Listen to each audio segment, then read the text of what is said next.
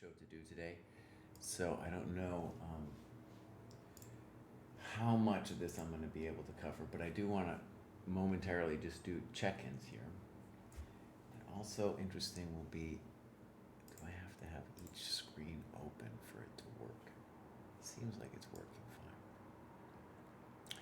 Okay, so David went into this version of the Scotch, which is known to be equal, but it's obviously a very dynamic position against this German dude.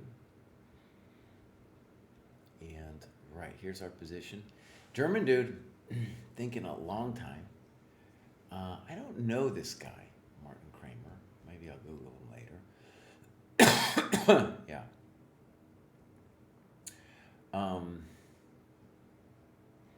Yeah, we're doing fine. We're doing fine. And then Kostya. What the hell's happening here? Kostya, dude. Why do you gotta be so weird? So, by the way, this is the cruelty of being slightly lower rated that David is that he's getting paired up. He's gotten paired up twice, where Kostya's gotten paired down. So, despite the fact that they have the same score, David is doing significantly better, and of course, he had one of his greatest results, not of all time, but he had a nice result yesterday where he drew Sasi Kirin, who is a real champ. This has to be fine for black, but I don't really approve of what he's doing. I think this is an enjoyable position for white. And h5 is super frisky. Are you serious, Bows? Yeah, well, he tanked on it too, man. He tanked on this move, h5, black did. What are you doing? What are you doing? It's almost like he's going to go all in with g5 next, you know? Oh, man, what about your king, Mr. White? What about your king and your knight on c6? So I like intuitively Kostya's game. I have a kind of hacking cough. No entiendo why. And both games, people are starting to think. In Kostya's game, the opponent showed up 16 minutes late. So that was a bonus for Kostya at the beginning. And here we're getting another bonus because black just played h5 and Kostya was like, Bob, I'm not afraid of nothing. I ain't afraid of none of your business. So, because h3 wasn't the only move. You could have played rook e1. You could have done all kinds of things, right? But he's just asking the question. Now, Kostya wouldn't actually take the thing. I don't think. I hope not. But maybe there's some version of the world where we do take even. HG, knight g5. And black, I think, would like, the dream is to organize g5, bishop f3, and then g4 to pry poor Kostya open. Though there's some real questions involved with that. In particular, right now, if you play g5, I think then HG, knight g5, got to be doing good. I'll play queen g4 next move. And the knight on c6, have I said it already? It's not part of this attack. Hi, Abdul. Yeah.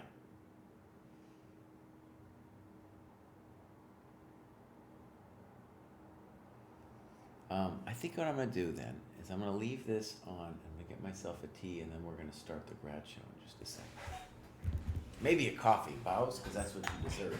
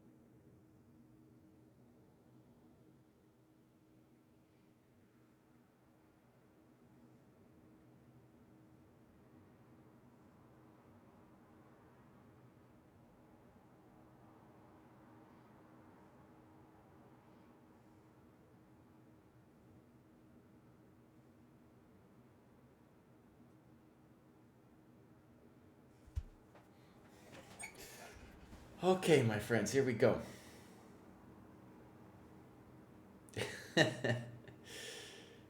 Here he goes, Queen F6, dude.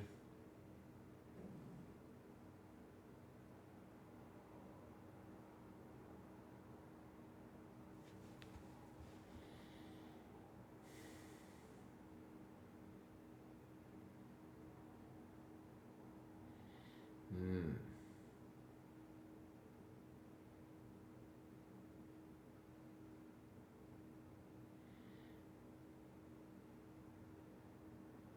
Did his opponent just blunder something? Why can't Kostya coast? I don't know. Look at this, you guys. This is crazy. Oh, look at this. This is a fun variation. HG, HG, Bishop G5, Queen G5. Oh, but it's not true. It's not true. So this does not work. You are not drawing this thing. Okay, so that doesn't work. Then we can ask about Bishop H2. But I don't believe in this because Knight H2, Queen G5, Queen here, and a Queen here, and a Queen here, and the Knight again is not participating. So, did somebody blow it here?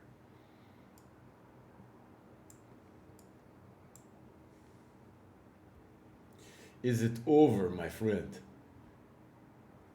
Wait, no, here's the problem. Boom, that's our issue. That's our issue, my friend.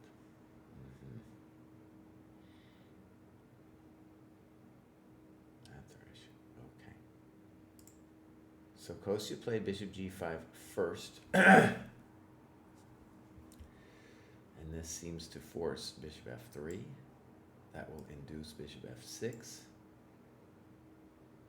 Bishop D1, and do I understand this? I'm not sure I do. Wait, is this really happening? What is happening here? Bishop G5 was played? Bows. No entiendo. And what's going on over here? Oh, okay. That's the right position anyway. Okay. Jesus.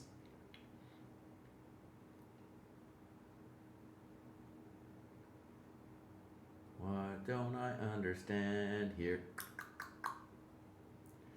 Daddy doesn't puedo understand some things.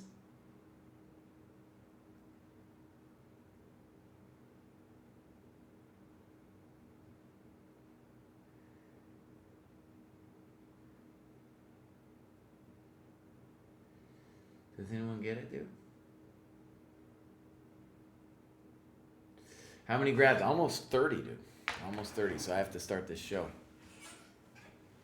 But I have to understand this first. Please, someone tell me. Why is black not on top after Bishop F3? I'm missing something obvious, I guess, dude.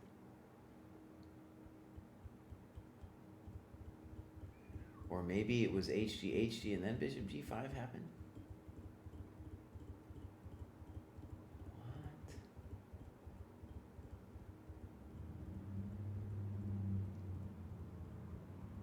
I do need a pay raise, bows. Yeah. Can someone explain Bishop F3 to me? What am I missing?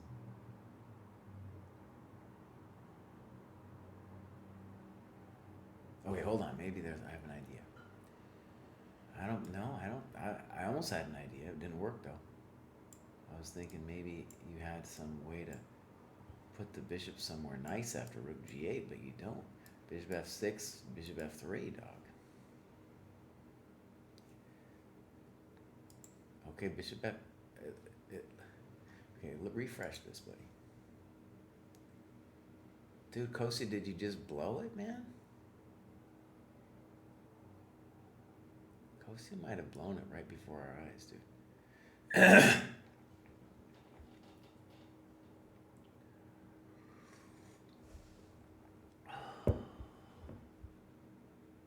Now, either the transmission's wrong, or I'm missing something really big.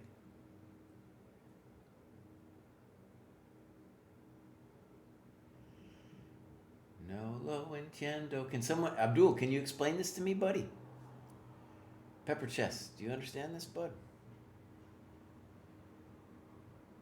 Oh, Kraai. There it was. There it was. Kostya had an idea. Why did you have to doubt him, man? Sorry, Kostya. Sorry, buddy. I missed it. Your opponent missed it too. Welcome to the dojo.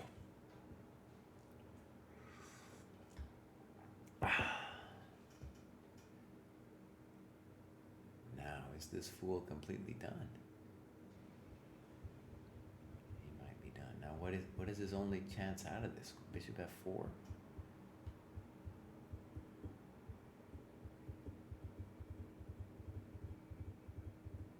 All right, so bishop f4 is the only shot, right?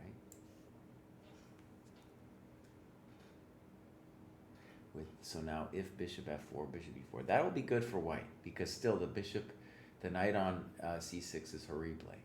So bishop f4 is at least a good position for us. And queen f4, yeah, you could do it, but we might as well, we're not really afraid, I don't think. Yeah, this is just beautiful. And here, almost anything is going to be a good move here. But obviously bishop e4 first is coconut touch time, right? For coconut touch. Yes. Yeah, that ain't pleasant. That ain't pleasant. I don't know why I didn't see queen d2. I was almost like, what? What's going on here? All right, so Kostya's looking good. This is our position. And let's just do a little recap, and then we're going to start the grad show. I'd call us roughly equal or something.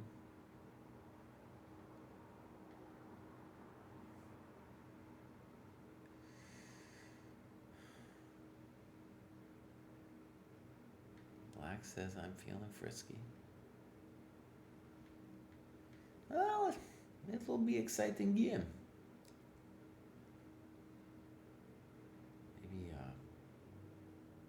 There's some interest. There's a big moment here for black. And hallelujah, everybody. Pruess is the one who's got some time, is on his side. Yes, it is. Time is on my side. Let me just write one text and I'm out of here.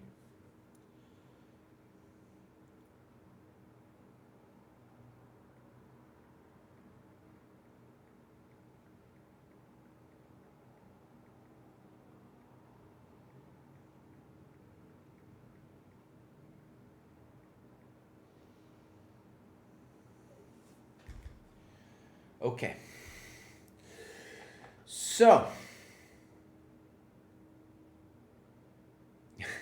You're too young to get the reference, Bob. So, Mr. Boss, you need to go now. Let's see how well this is going to work. Hopefully now, if I just go scoreboard, bang. Yes, sir.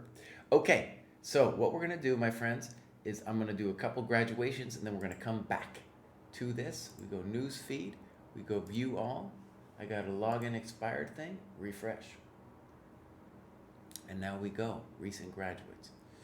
Okay, we got Medic 361. Structure is awesome. I need that. Also, having slowed down and play games really helped boost my rating. Playing Blitz didn't give me the time to learn. Oh, there we go. Let's check out Medic. 55-year-old Laos. All right. All right, here we go. Nice. Dude's clearly, on the path. And he's got some games. Let's go check out Medic, dude. PMDC. Nope, that isn't it. So he's just so actually, let me just say, if Medic watches this, when you first start off annotating your games, you might just do a couple little notes.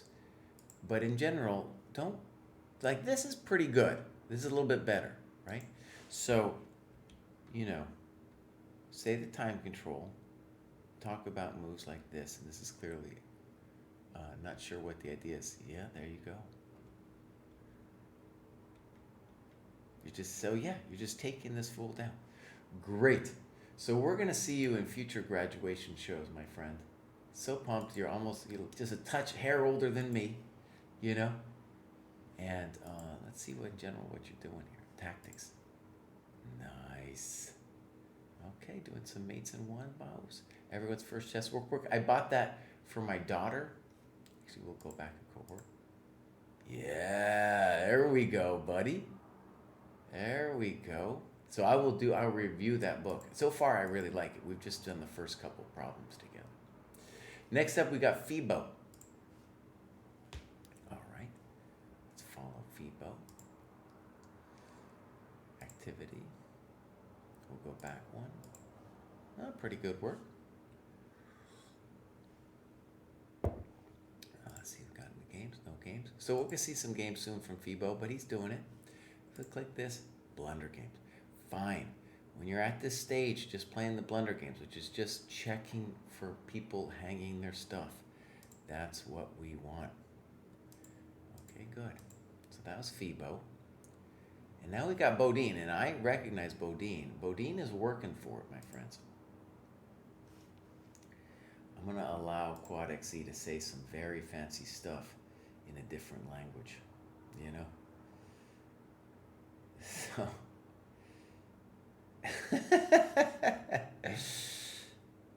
All right. Look at this. Bodine is bringing it, man. You know, committed to the program. Activity. Mostly tactics. Well, hold on. Back it up one bows. Yeah. That's what we like to see. Very nice. Dude, people are working. Let's see. Let's just see, for example, last 7 days. Oh, good. Good. And we got a lot of games. So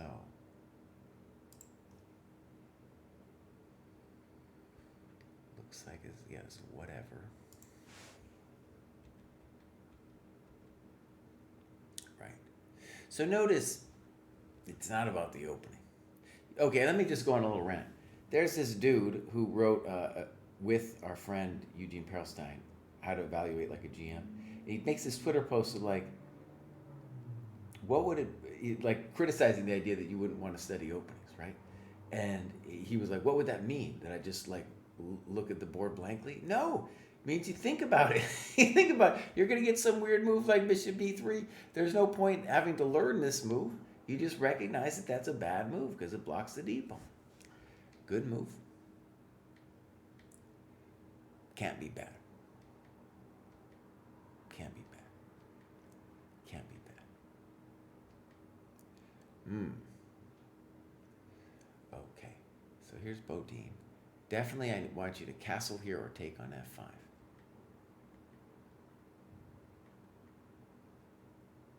And now white has knight takes E5. They miss it. Castles. Boom. Boom. Boom. Oh, E4 is a very nice move, man. E4 is a very nice move. The variation would end there, by the way, because since your knight is hanging on H5, the guy might survive with that move. I don't know, honestly. It's a little bit scary still. It's still something to be discussed. Good. That's all very natural, Bodhi. My knight was kind of stuck, so I decided to rewrote. Great. Now, Abdul was just making fun of me for saying in a similar position. Now Kraai was going to give a long old speech about the pawn dominating the knight. Okay. So that leaves H3 hanging. Very good.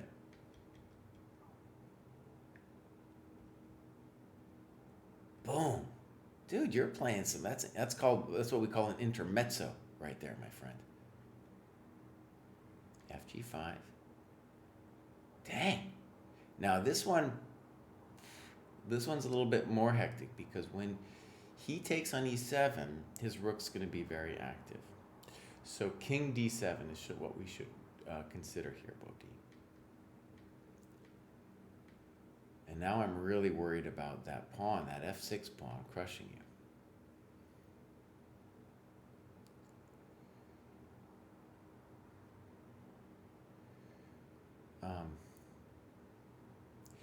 So he says king d8's a big mistake, but how do how do you stop the pawn, boss?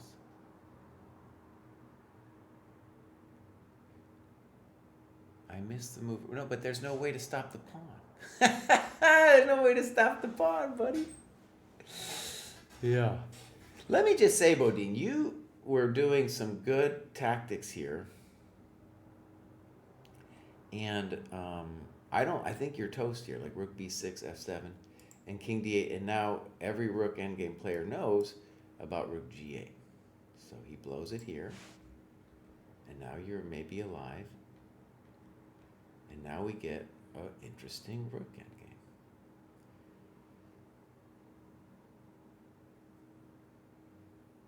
Yeah. By the way, like, learning how to play endgames, I said it a bunch of times, it doesn't matter what level you are, it's good to think about this position, maybe even try to evaluate it. So, for example, for me, I feel like it's maybe probably should be equal, but that white, I would rather be white because the rook is cutting off the black king. ChessDojo, thank you for subscribing. 10 months. Nice. And here we need to talk about rook c5.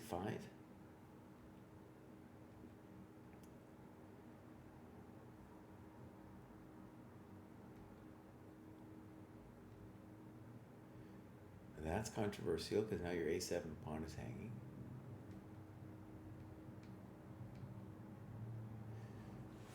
Why wouldn't we take first and then go to c4? Rook takes g4 check and then rook c4. And then we got to analyze rook f4. Is it winning or not for white?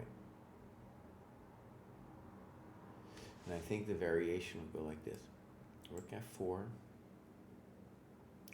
rook a7, rook c4, c7,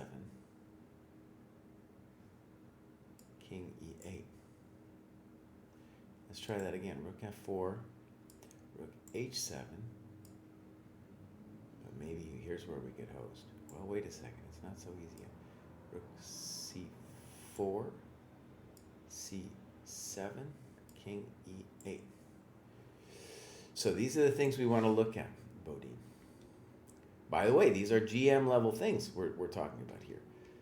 And you're close to playing them, Bobs.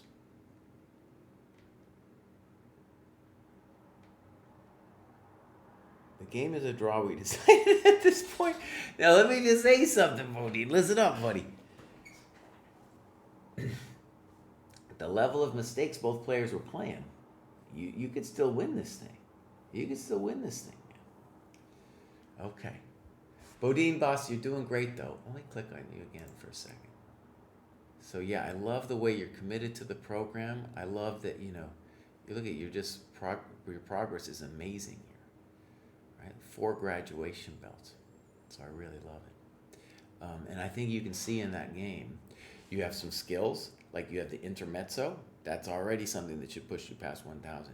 And then just a couple things in that game I could see, like, yeah, you're going to make it to the next one. Okay, here we come next.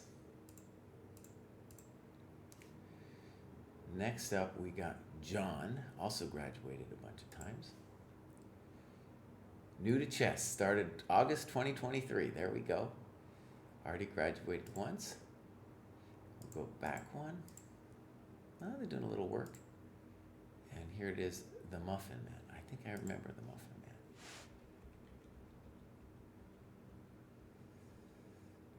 Okay.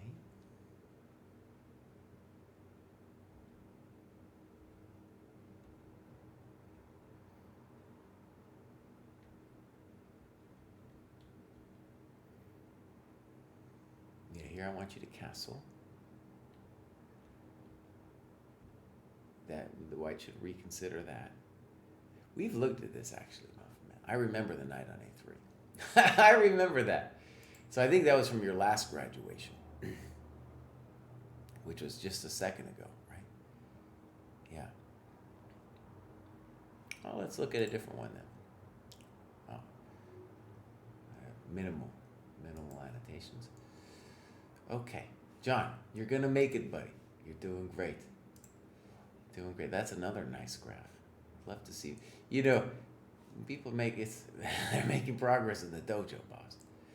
All right, let's do Anish, and then we'll check in on Kostya and David. Dude, look at Anish, man. It's a little bit hard to figure out what's going on, though. Like, I don't know, they're bouncing all over the place. But they are in their right cohort now. Yeah, they're bouncing all around. I think maybe I chastised Anish because he was starting at the very bottom.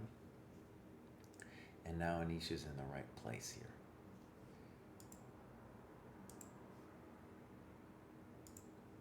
Okay. Good. You're doing fine. You're doing fine. Right.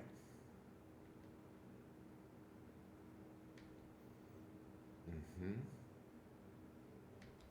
Oh, I love this. Very nice annotation. Yeah. And I'll say the thing about this that maybe it'd be good to feel is that the rooks, black's rooks, aren't going to be active for a while, whereas your minor pieces are going to be amazing. Okay. Good move. Moving a developed piece twice.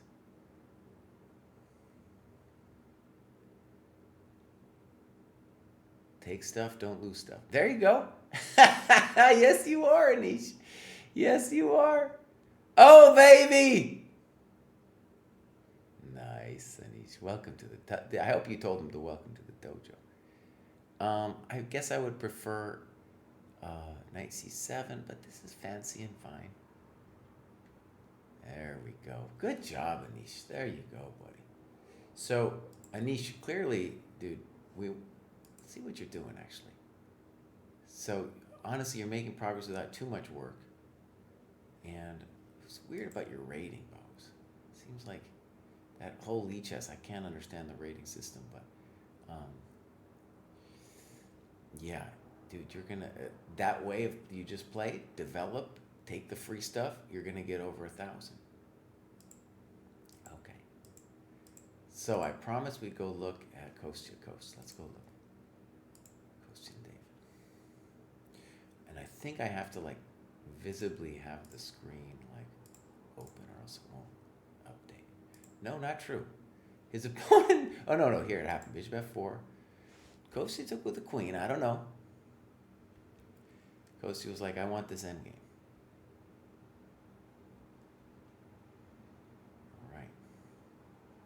And this is got to be good too. The knight is, actually this is when Abdul says, Kraai's about to give a long speech about the knight being dominated by the pawn on c3, also by the pawn on d4. And I think what Kostya, the interesting thing that maybe Kostya can think about is on f5, is Kostya Kost going to blast it open with f3? After this move, he has both d5 now and rook takes e6. They both look pretty good. Yeah, so I think that's what's going on there. This is our game position. And then we'll go back a second for Davis to see. So his opponent played queen d5, centralization. David said, I'll threaten bishop e4. His opponent said, I'll try to take you out. And then David said, no, boss, I'm going to get real fancy here. And David's playing some good chess. And, you know, you take a guy who is married and been dealing with just all the BS of the married man's life. You let him play a tournament, he's going to be playing some good moves, but you know, that looks like a hassle in the castle that maybe Black didn't appreciate.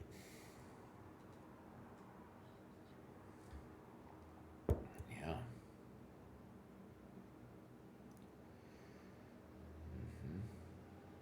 No, that's enough. Davis, he's having a tournament, man. He's putting it together. One of the best things about this for me as a fan is David's had a real like crisis of confidence. You know, like, oh, I can never make GM. I'm not really playing for myself anymore. You know, and I always told him, this is even like 12 years ago, I was like, boss, you're gonna come back to chess. You're gonna come back to it competitively. You know, it's in your blood. It's not like something you can avoid. You know, and he wasn't listening to me. Yeah, wasn't listening. So the question is, can Black find a path to equality here? The good news is he should be able to snag that pawn on a2 and get some kind of juice out of it. So maybe like bishop d3, bishop f6, bishop g6. Yeah, David wants to play queen d4 here, Mose. He wants to, that's what he wants here. Queen a2, queen a2, bishop g7, Mose, for sure. Life isn't so easy. Now, of course, Black could take and claim that that's a holdable draw. We can push a little bit, you know. We can make push. Anyway, that would be a dream position to get up a pawn. Bishop e5, man. Good move. And what do we have? And why is this happening? Because we have to jump in development. Really nice. Now, trust me, David wants to win, boss. I know this man well. All right, let's keep going. We'll come back in a little bit. So, next up, we have, I can't pronounce it. Let's call him Goo. So, he's in the wrong cohort. Some weird stuff going on with Goo's rating. And they jumped up from 600-700. I have a feeling we got no games. And yeah, I don't know. I don't know what's going on with Goo. But we hope to see some of his games soon. Hope to be able to follow him making it out of the 1,000 cohort. Unsavory, spicy chicken says Lee Chess rating has advanced. All right. It definitely has. It definitely has, my friend. And there's the USCF down there. Chess. Should I feel bad when I stalk people. All right, I might still stalk him yet, though. So in 800, 900, dude did some games and analysis and some endgame. All right, let's take a look. We got one.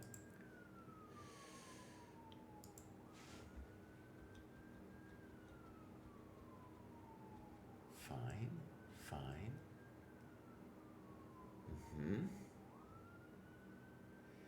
And now he goes for the wacky pawn structure. So bishop e3, bishop e6, a little bit more conventional.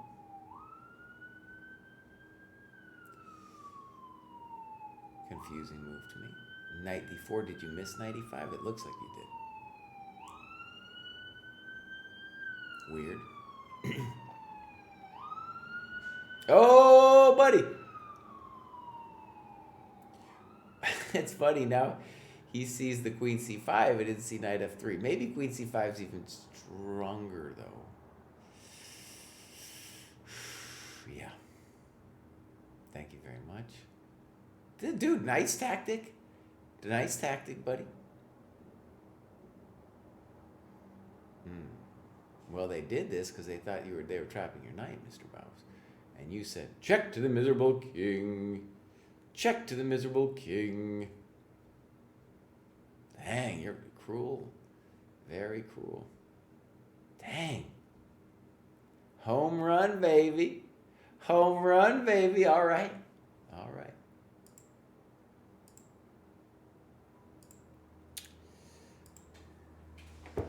Streaming. Okay, so. Unsavory spicy chicken, man. I'm liking the looks of this. Dude, you're going to be up above 1,000 pretty soon. All right. That was cool. Moodla. I definitely feel that my improvement in the longer time controls was delayed by me playing Blitz. Now, I've definitely seen some games by Moodla. He's been working on them. Slow thinking on tactics, where I had to write out the answers. Tactics seem to pop out to me much better in my games. Slow down. Mm-hmm. Now, if I remember right, I'm going to follow Moodla. Is that I've seen some games of Moodla. I do know that. So really cool that Moodla made it. And let's see.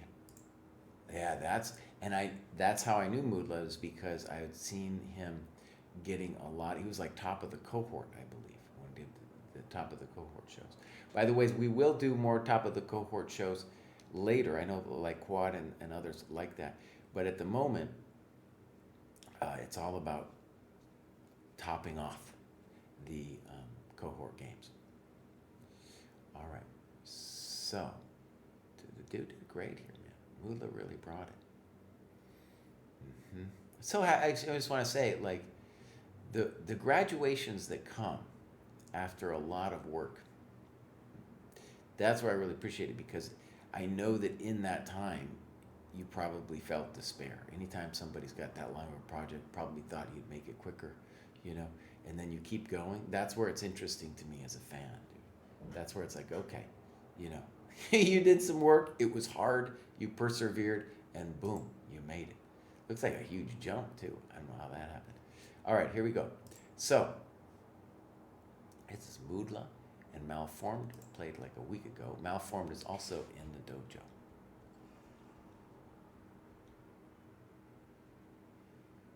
Okay. Okay. Okay.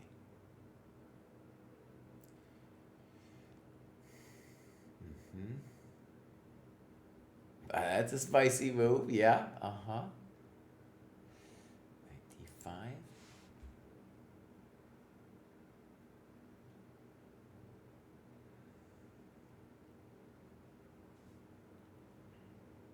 This is fun, man. You definitely have a nice position. Check to the miserable king. Back. Now, we gotta ask about, oh yeah, he's gotta do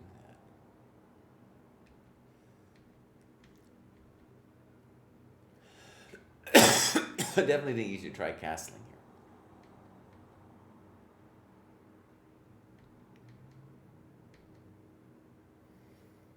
Queen takes d4 suggests itself too. Boom. Check.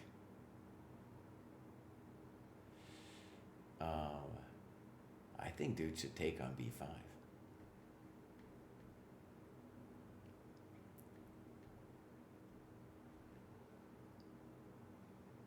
I felt it was time to castle. Moodla, I was feeling it was time for you to castle a while back. That's where I was feeling it's time for you to castle. Now, black should definitely consider king f7 over castling short. The king will be needed. But that's one of my lectures that Abdul's already heard it too many times. He doesn't want to hear it anymore. a6 maybe for black. Good move. Spicy. Uh-huh. Uh-huh. Good move.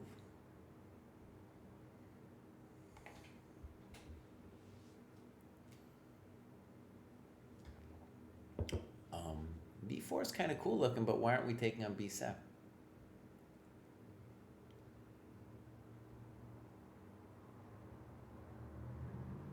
Huh. Why isn't he playing b6 to defend his pawn? And why aren't we taking knight takes b7? Am I missing something? Why aren't we playing knight takes b7? That's too fancy. Bang, thank you very much. No, this is a nice move, dog. Malformed is getting way too fancy. Now knight f4, thank you very much. Major fork, that isn't it. By the way, here's a good rule of thumb. When you got a forked pieces like this, don't take one of them. Wait till they move. And so here, you just play knight h2. Yes, you're winning with knight h5, but look at this. Now you're going to win even more.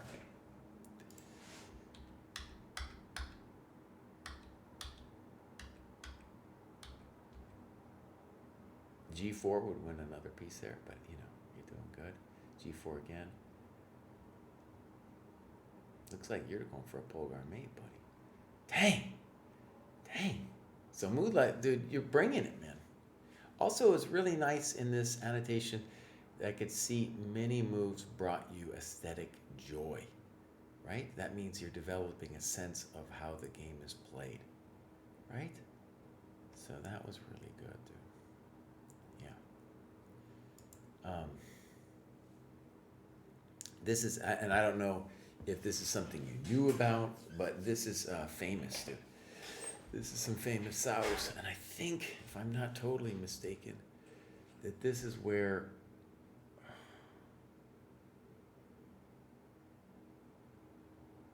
yeah. So if h6, bishop knight e6, famous last words. Okay, good. Moodley, you're doing great, dude. I'm so happy you graduated. So again, let me just say, when we do top of the cohort show, the idea is to look at somebody who's done the most work in a cohort but hasn't graduated. And the reason for that show is to look like, is it the dojo that's failing this person to program somehow? Is it something we could do to help the person out, right? Because the whole idea of the program is if you're stuck and you do everything, we would like to believe that you will get to the next level. That's the whole idea of the training program. That's why most people are graduating well before they finish everything, right?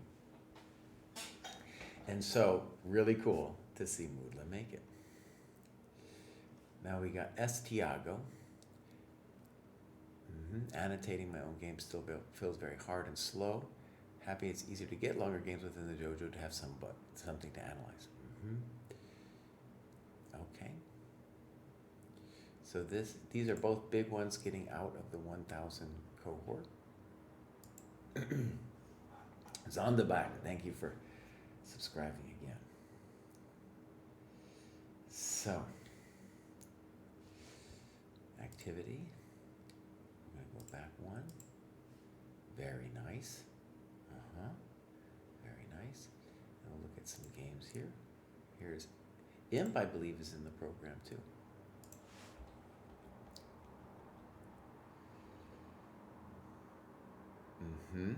Good note.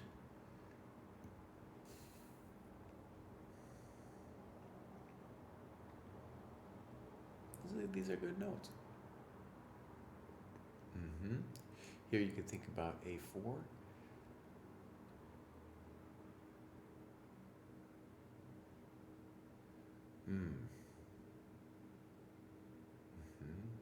Good. So knight E3 or knight G3 here instead. Good notes, dude. Very good notes. In general, that was our good bishop that you just got rid of.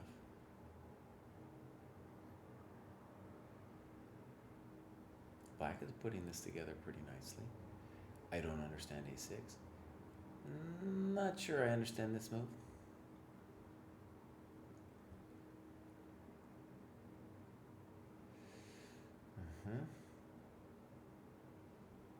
Good. And now you say, no trade for you. Ooh, and then this hits us. I have a feeling you missed that. Good move.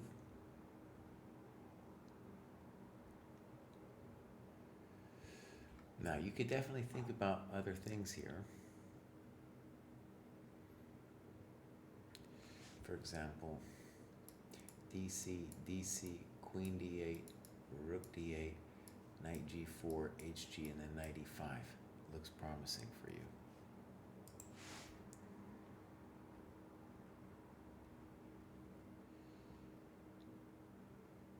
Oh, good. The knight on E7 is bad. Will Black figure it out? Maybe. Oof, spicy.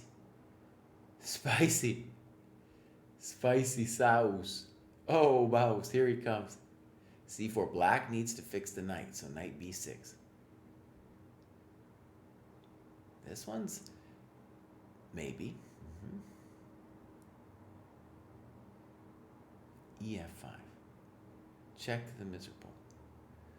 Rook d4. So you were trying to mate the dude directly. So, king f1 also possible. Good. So you're trying to mate the dude. I get it. You want to play like f6 or something. He needs to consider rook e8 and such. f6 doesn't look right.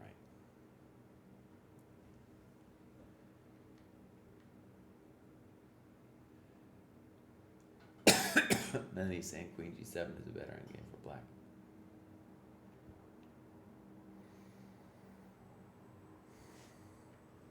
So you should consider maybe also knight, queen h3. Dang. Is it really a winning move? King g8, knight f3.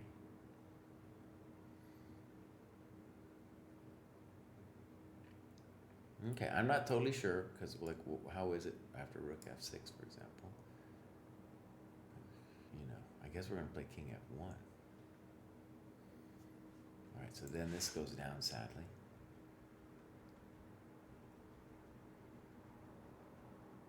Dang, Polgar mates. Well, Tiago, buddy, that was a rough one. But let me just say, the annotation work you're doing here, really well done, because, right, like a decision point like this, and now you know, you're like, right, I can just tell in the volatility of this crazy situation that it's time to think, right? And then here too, you're in control, and f5 goes for it completely, right? You're just like, I'm all in. But you could consider other moves here as well. In addition to rook e3, you could consider e5. I like rook e3. Okay, good job, Tiago. I'll do one more and then we'll go look at David and Kostya again. Norman Tuttle. That's also done. Look at that graph, dude. Dude, Norman Tuttle, bringing it. Just made it. Nice. Ooh, they started way down here, man. And now are way up there. So, 488 points, my friends. 488 points. That's nothing to sneeze at. And Norman still hasn't given us some games. You know? Norman, come on, buddy. Come on. But that's how they did it. That's some real work right there, for sure. Super cool he's doing it. I assume, and you know, now I think when you get out of 1,000, there's no more blunder games. Postmortems. Right, okay, good. Okay, my friends, let's go give a look to Kostya and David.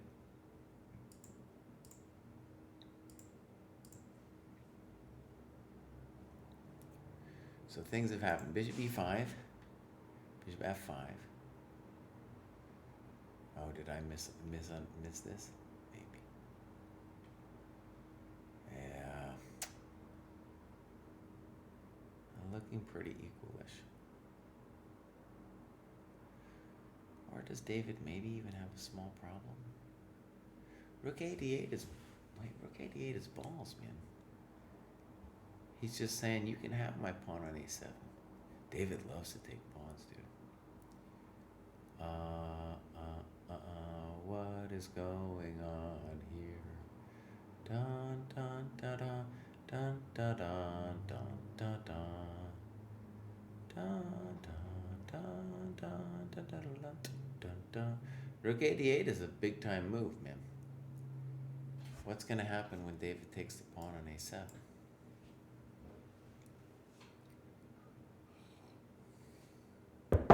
What's gonna happen when they take on a7?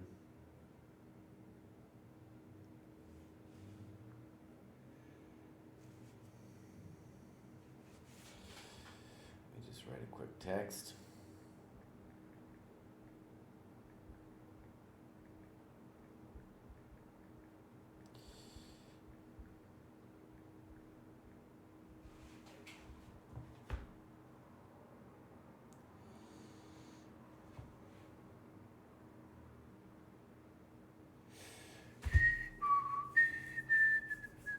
All right, David's tanking. He's got the time advantage, and it might be mildly significant with his opponent having almost 1 minute to move. And then let's see what happened here. F5, F3 came, takes. Now, did he play D5, or did he play Rook E6? He did tank on it. Rook E6, King F7, Rook AE1. Now, D5 is the threat, so we're considering that FG ain't gonna do it. So he did this. There we go, vows. That's what this guy deserves. And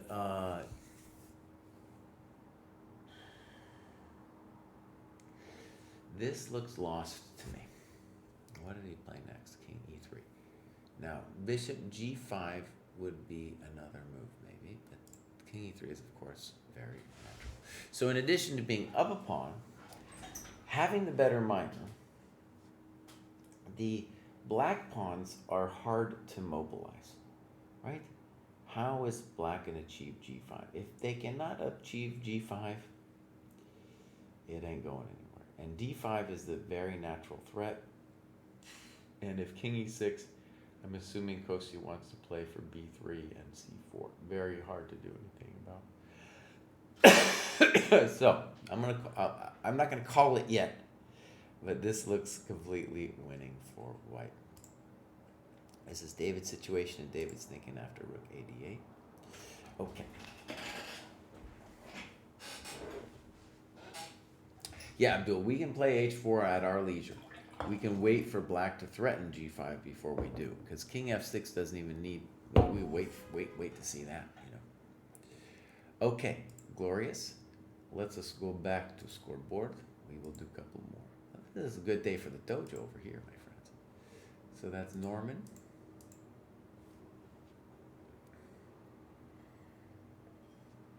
Carlos. Beautiful. Probably graduate again soon. Nice. We'll follow Carlos over here. Probably no. Well, let's go back. Oh, maybe some games. But end game. Working on the end game. All right. Games. Oh, we got one. Carl McDonald in Dublin.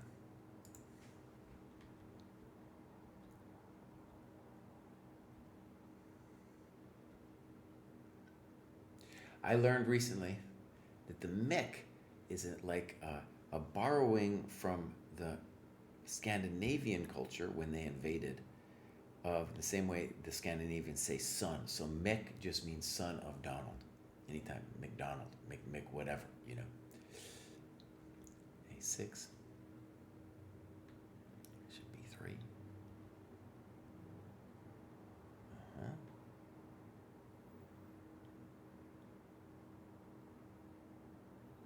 Oh, really good note. Really good note. There you go, Carlos. Well, and if he does that, then we know we like your position.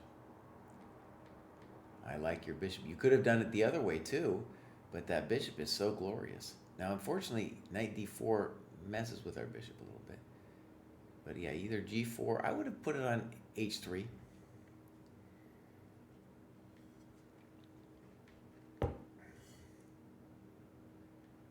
Fine. That's not it.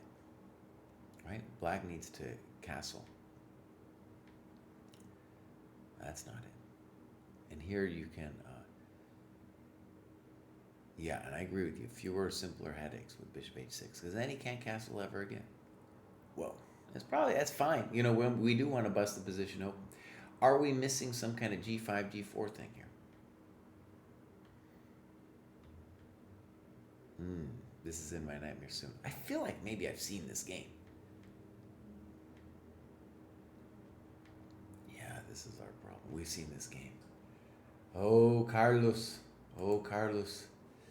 Yeah. And I know how I saw it because I've been working on the cohort games. And I've been going, we started at the very bottom. So I've looked at a large proportion of games throughout the dojo. Here we go, Farouk. Farouk's graduated once. I think it was even last week or something. Beautiful rating graph. They're in the right cohort. And we'll go back one. It's kind of weird how they got all these too.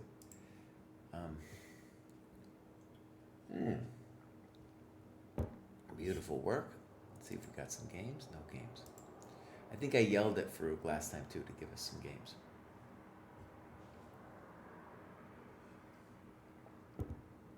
And Abdul makes a very valid point that b5 makes weaknesses on black side of the board in Kostya's game. However, you know, it's hard to give advice when you got those pawns breathing down your neck, you know. And it will force Kostya to at least trade off some pawns, which, you know, kind of maybe you can hope for something, some kind of miracle draw. But in general, that you're absolutely correct. That you do not want to move your pawns on the wrong side of the board. Alpha Juliet. Okay. Looking good. Let's go back one. Looking okay. Seems like they're just flying up. Alpha Juliet. So Alpha Juliet, how come you're not putting your games? You're not. Some people aren't properly giving themselves credit. This dude has done 26 games. Are they annotated? Let's see. Okay, yeah. Alpha Juliet, give yourself some credit. This is the Double Shot Open at the Double Shot Coffee Place. Here we go.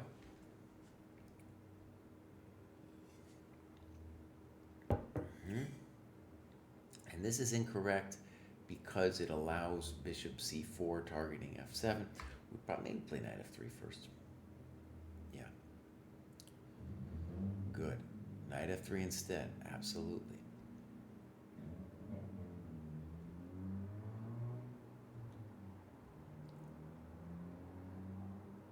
You gotta put your queen somewhere though.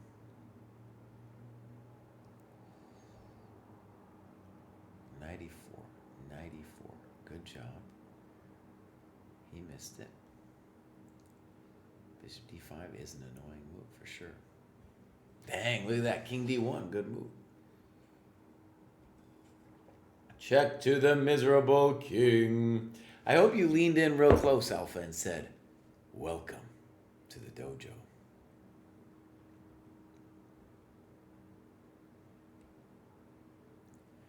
Yeah. Oh, nice move. You're bringing it now. Now, he did have Bishop E3. It's got to be said. That's still okay. We're still in so much. Ooh, that makes me nervous.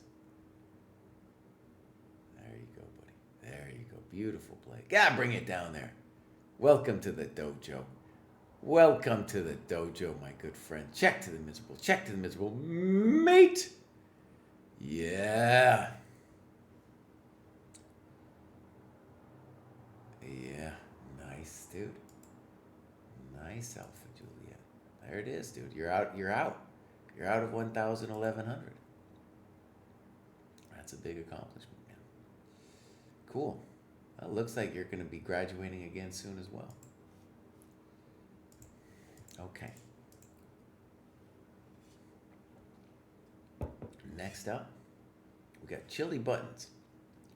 I finally feel safe graduating now that I've submitted a game that I've analyzed and won't get the wrath of Kraai. That's right. I've finally been able to get into the Long Games OTV, and I plan to submit more in the future. I haven't logged in, but I've been playing a decent amount of online Rapid, and have been using Polgar's chess tactics for champions for my tactics practice instead of tactics time or online tactics puzzle. Back to the Polgar mate into grindstone. Okay, let's go look at Chili Buttons here. Let's follow Chili Buttons. And I think I saw this when I was doing the cohort games. This being Chili Buttons. And it looks like maybe they hit it hit the necessary requirement and then fell or something like that.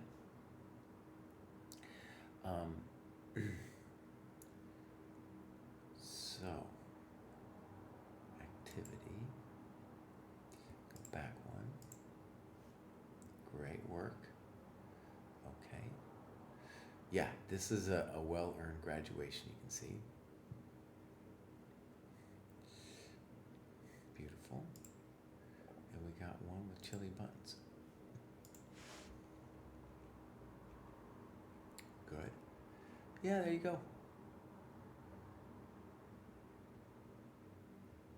Okay. He had to defend the pawn somehow. Good move. Good move. Doesn't look good. And now you should consider DE, my friend. DE looks pretty good for you.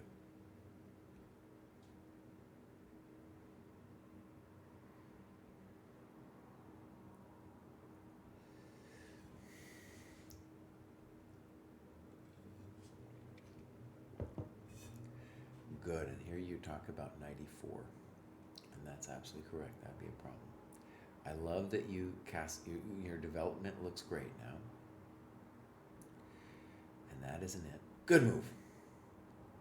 Good move. We're hurting this fool. Rook E1.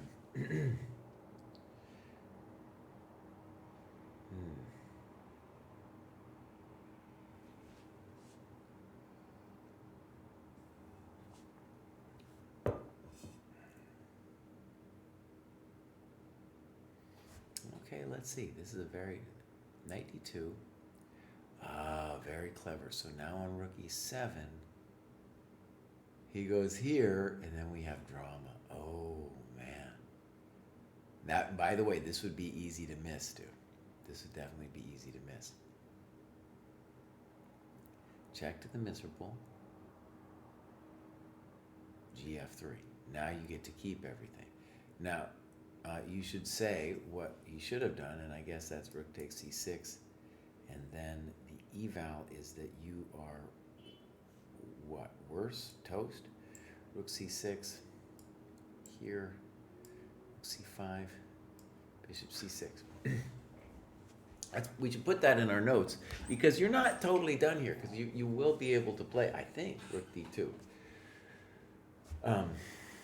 Yeah. So that's a blunder, and now you're winning.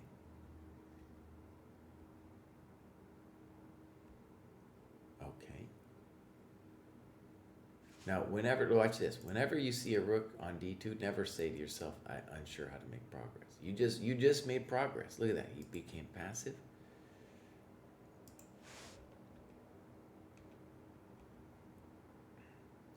No, okay, time out though. You should just say to yourself, I'm mating this fool. Right? Look at this. This is a dream. And then you bring your knight in. Oh, buddy.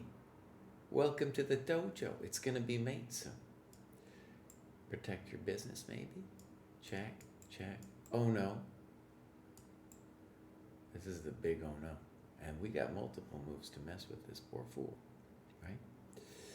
Multiple moves to mess with le fool. Oh, don't call him a fool. You know, you can take here and here and here. You got it all going on. Okay. Fine. Fine. You're doing it the old school way. I would want you to take the pawn. I can maybe take the pawn once. Well, it is all the same. Good move. Good move. Good move. Good move. Good move. And then this is where we usually say, run, Forrest, run. Okay. Ah, chili buttons, dude. Very nice. Maybe tell us if it's like a OTB game or what. But I love that game. I also really cool that you made it, man. Okay. Next up. Oh, Vinicio Blindeo, dude. So you guys, Vinicio Blindeo was recently on the Chess Journeys podcast. I linked to that in the achievements. I'll tell you what, though. I'll go find that again. And you can listen to Venicio's chess journey. So we had two people recently on podcast. That's Vinicio Blindeo and Piffle Sticks. Both are from England. I believe Vinicio Blindeo has like kids and stuff, and he's working at it, you know. And Piffle Sticks is just like, I've quit my job, boss, and I'm angry, you know, really angry. But let me get this. What is this? Yeah, here it is.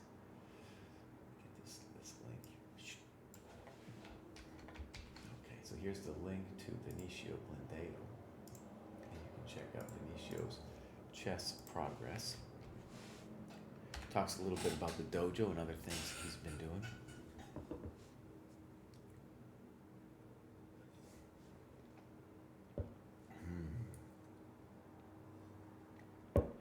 Abdul's talking smack about B5. I like it a lot.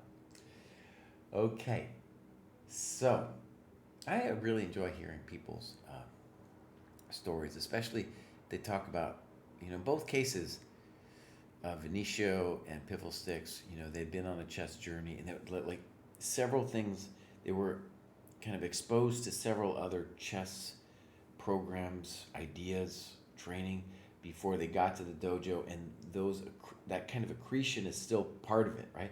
So it helps me understand, like when somebody gets to the dojo, they are often carrying like all these like different kinds of baggage in terms of what they had done before and what still is part of it. So it's like, right, you get to the dojo, and I would say it's a minority of people that completely trust the program. Right? You got a lot of people are just like, oh, I'm thinking about this thing, I'm thinking about that thing, and it's still like buzzing in their mind about like, how can I improve, instead of just like, you know, focus exactly on the program. So it's cool to hear all that story. All right, let's look at Vinicio here. We're going to check in with David and Kostya after this.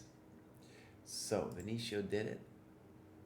And I remember this. He did it with a lot of endgames. And he's graduated recently. So it's really cool to see this kind of, it's obviously really cool to see this growth. Piffle Sticks is having a harder time with it, dude. You know, he's having a harder time. And Vinicio Blindeo, I think, can get soon, you know, can go and get an ECF rating, English Chess Federation rating.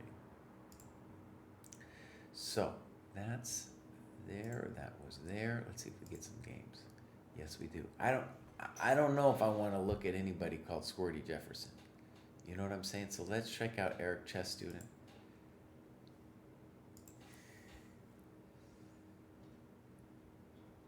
Okay. I think we saw this actually. Yeah, we saw this, and there were things we wanted to talk about. I'll tell you what. We're just gonna pretend I don't see the word Squirty Jefferson. So right, he's playing too fancy of an opening. And here, I would be impressed if he understood why d4 has to be played before castles, for example. Because this is some very highfalutin stuff. dc, and here we go.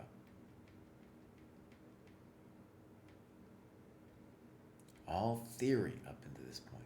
We've looked at this game too.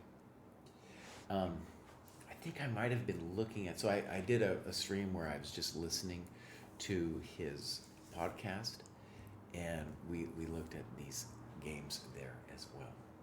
Okay, Vinicio though, buddy, great that you're doing this, man. And really cool to see that the progress is coming.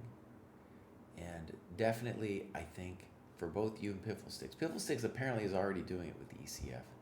But I think since you guys are both so determined to get, you know, established ECF ratings and use that as your preferred metric, you might, you know, at first it might start you off too high, too low, but it would just be a good anchoring for you and your progress. Sage is here. Nice. Sage is going for it too. All right. So, my friends, this is what I'm going to do. I'm going to go check out David and Kostya, and then I'm going to take a minor break for myself. Just make sure we have the correct positions on El Bordo. And so this we're assuming is just totally lost for this guy. Thank you very much. C4, black is just making moves. That ain't it. Check the Miserable King. And then Bishop well, we got several moves here. The king d4 it's hard not to play king d4. You know, it's hard not to do. Okay, so then in David's game, they're gonna agree to a draw. Here's a funny story about David. David, dude.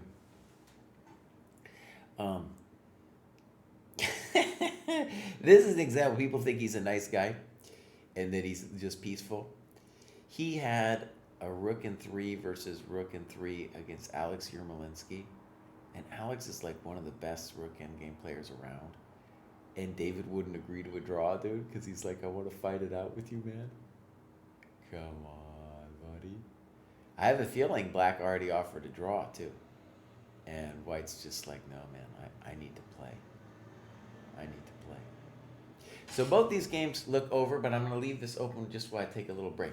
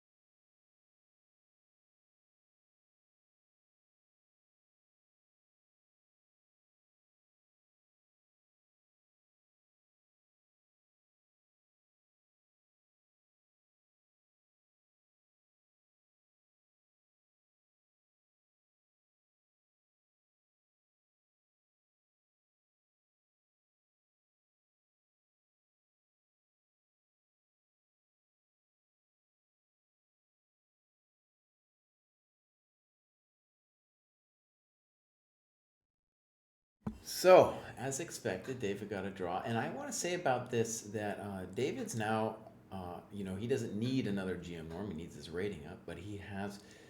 It would be great if Kostya had David's current result, because David is now on track over a 2,600 performance rating with his. Wow, you know what? It's not true. That's how brutal it is, because the guy he played yesterday was actually below 2,600. Oof, that hurts, because that guy's like used to be 2,700. So actually, it's not true that David's over 2,600. He's close, but it's not true. And this one, Kostya, yeah, take your time, buddy. King d4 looks amazing. And is that what happened? Oh, a bunch of moves happened. King d4, check to the miserable king, check to the miserable king. Oh, now he's going to end your life, son. Check. Oh, man. And now bishop a5 check looks like El Endo. You know what I mean? El Endo. Okay, so that should be over soon. So actually also really nice for our friends is that this kind of tournament, even though it's one round a day, it's really nice to get a break. Like these were not hard games. This game's been over by move 30, right? And David's game, dude didn't even have to think that long, and Kostya finally wins this game. So there it is. Good result for the dojo. Kostya now, I think he's got 2.5 points. And so he will now, he's what's going to happen now, he's breaking out of the chumps, because and it's really important because like he plays at 2,100, beats him, doesn't do anything for your GM norm. You got to beat somebody who's at least 2,200. So this is just like neutral. But now he's going to play, I'm going to say he's going to play up. He could play Dominguez, dude. He could play somebody like that. And that's where dude needs to prove himself. Okay.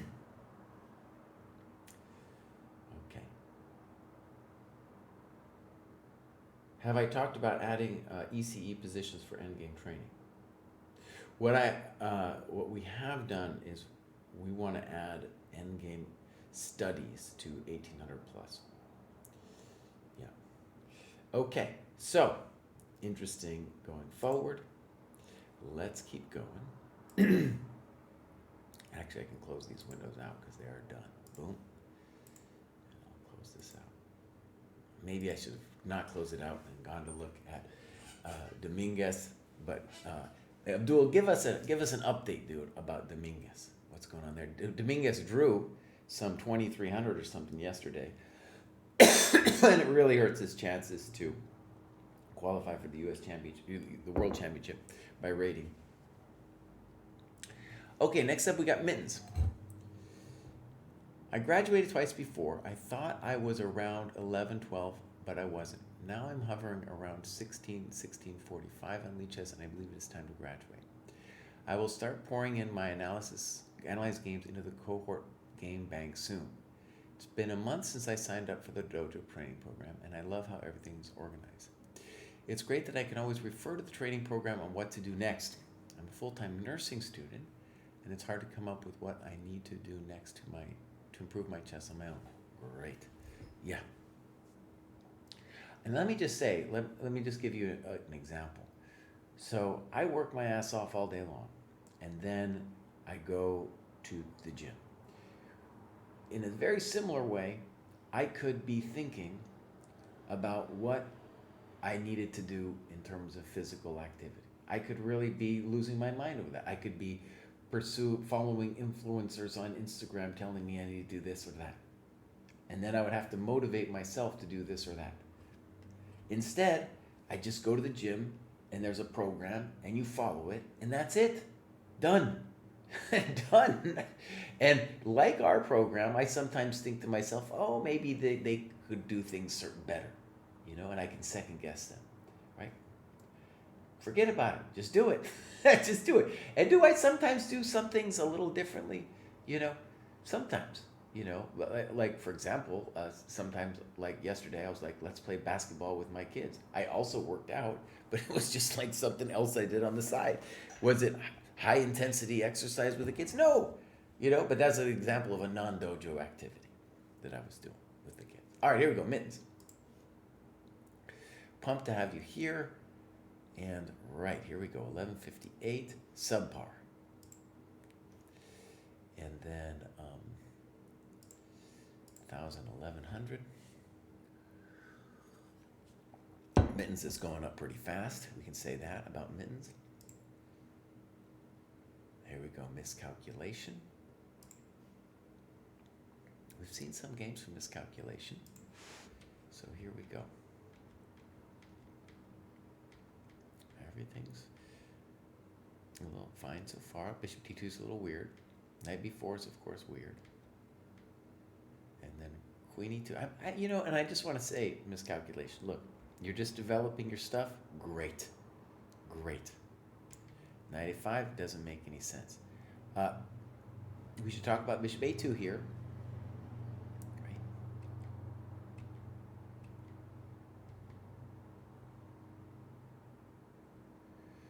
Yeah.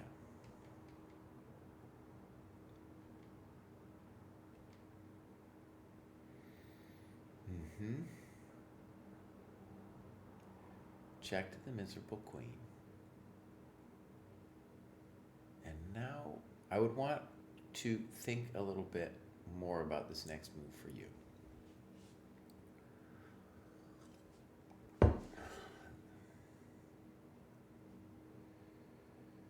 I think what you're saying is that by going to F3, you're trying to prevent Queen F6, which is definitely kind of clever.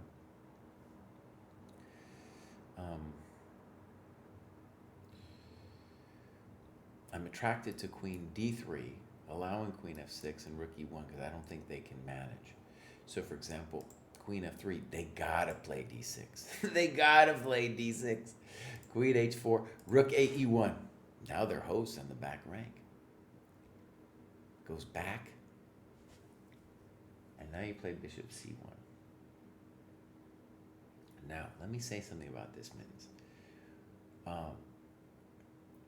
the thing that I want you to see about bishop c1, bishop b2 is you're going after this pawn, and it's cool that you're getting the pawn, but you should sense that black is so poorly developed that you should be able to kill them now, right?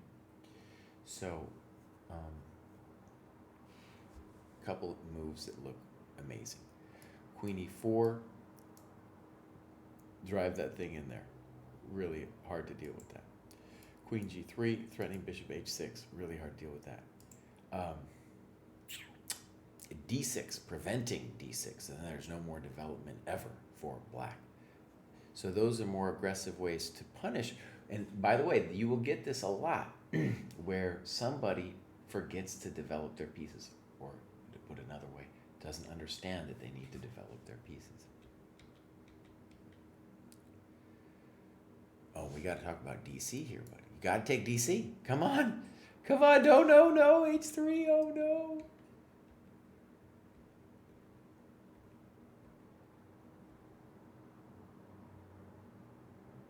Why don't we take it? Let's respond by taking it. Oh, that was a mistake. Okay. Okay, Mittens. So, a couple things in this game that I think we just want to point out. Like, ultimately, they're going to give you time. We want to take advantage of said time, and they will also still blunder. But at this level where you are, especially now you're going up to 1100, you're going to see less of the kind of blunders where they just let you mate them like this. And you're missing stuff here, for example, just we're winning this pawn. Thank you very much. It's an important one, too. Okay. So, Mittens is bringing it. And I think there's clear ways that Mittens can improve. So, but congratulations, that's really cool. I don't know what's going on with my throat today. So, next up, we got, I can't say it. I can't, what are we going to call it? Iggy. We'll call this Iggy. Iggy has gone up to 1244. And that's a lot of blue right there. What are they doing here? Logical chess, move by move. Okay. So they were just like, Abbas, I'm going to read this book, and that's all I need to do for the moment. Okay. Okay.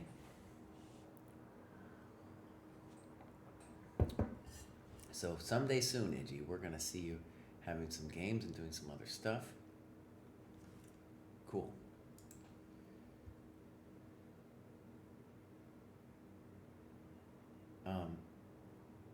Can you tell us what you think, Abdul, about the position of the Indian kid? By the way, this Indian kid that Dominguez is playing, gets zero.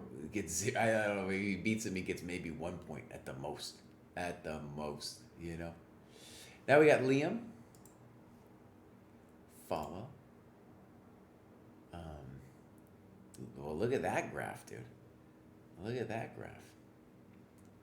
Sometimes I'm confused about ratings are like, yeah, I'm confused because maybe it started at a different one because this is a big time jump, right? In any case, I'll have to ask Jack about that. Their USCF is here. Nice. Okay. So there's Millefiori. We'll go back. Oh no, just one. Usually you see two here, so that's a little bit, I don't know what's going on there.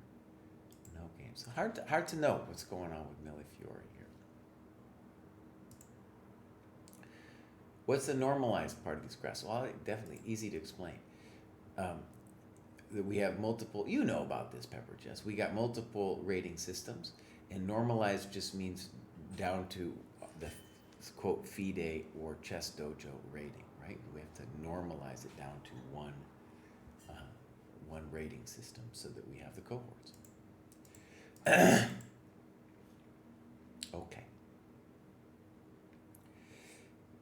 Next up, we have Jaybird. I remember Jaybird graduating earlier. And beautiful. Yeah. Jaybird graduated somewhere around here a week or so ago and is now up again. And that's, to me, that's what a good rating graph should look like. There's, there's some ups and downs, but ultimately we are going up. Okay. Activity. That's some good work right there, Jaybird. Good. And see some games. Uh-oh, Quad XE. Uh-oh, Quad XE. Here we go, buddy. This was played just last week.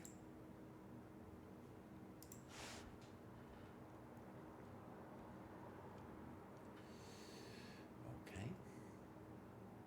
Maybe we've looked at this. Right. So the problem of knight g3 is that maybe we even looked at with quads annotations, is that you lost the tempo and the knight is poor. So bishop f6, if you don't want to trade, you could play bishop f6, knight f3. Okay, now, we're going to say knight c6 from quad was weird because c5 would put a lot of nice pressure onto the white position. And now it'll be hard for your bishop and queen to find space. And b6 looks like maybe, it looks like trouble. We're going to say that looks like trouble. Uh-oh. And you got to play queen d5, buddy. Yeah.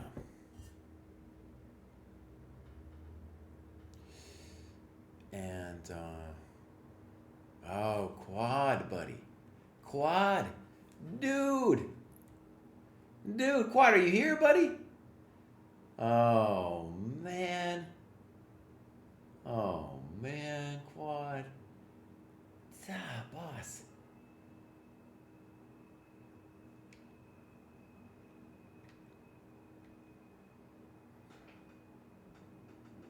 What a bummer.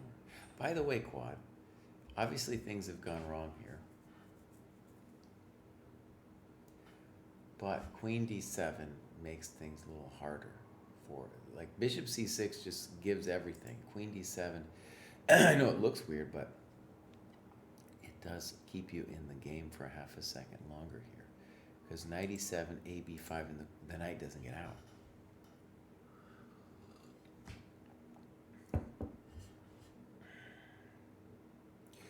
It'd be interesting to have the times on this because it feels like, this is a bummer for me because Quad's doing great work in the program, and then this kind of thing will just ruin your chess.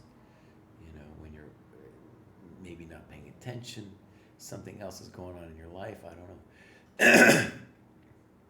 Yeah, we've seen Quad do much better work than this.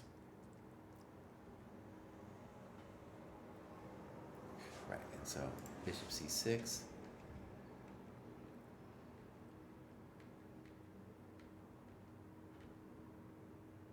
Frisky. Check the miserable knight. Check the miserable king.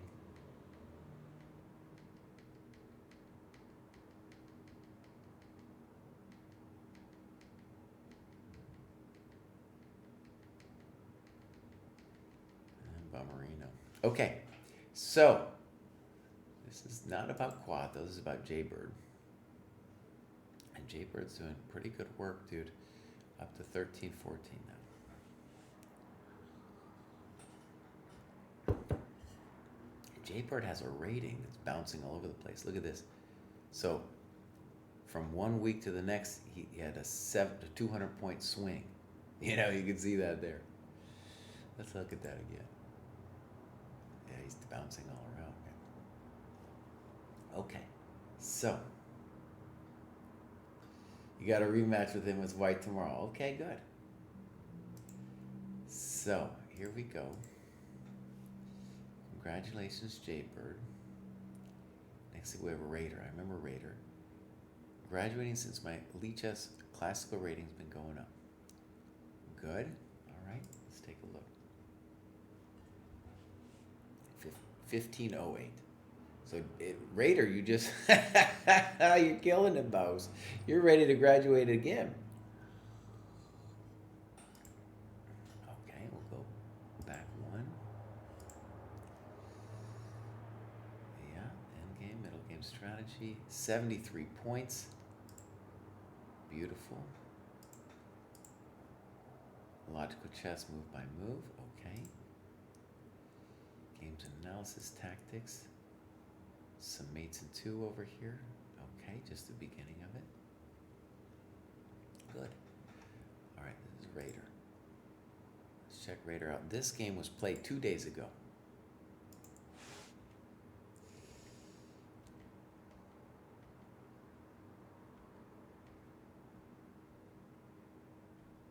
Okay. Yeah. And this is honestly, I'm so happy that, and by the way, everybody, let me just say, a lot of people at Raiders level here are doing deep theory. And he's just playing principled moves and he's doing fine. Okay? This is actually a really interesting moment. What should white do? And the intention of queen b6 is to say, well, the queen might not be that well placed on b6, but the knight on d4 is a pesky dude and I want to move him, right? So, the old timers wouldn't like this move because it allows the pawn to come to c6, dominate the knight, and have the center. However, you're following principles and it's fundamentally fine. My personal take on this position would be like play bishop d3, castles, aim for a later f4, you're doing great.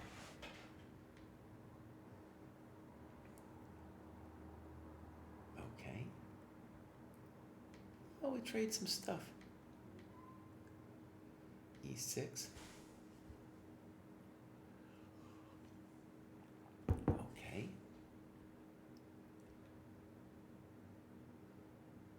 This is kind of clever. And then bishop e7 is a mistake.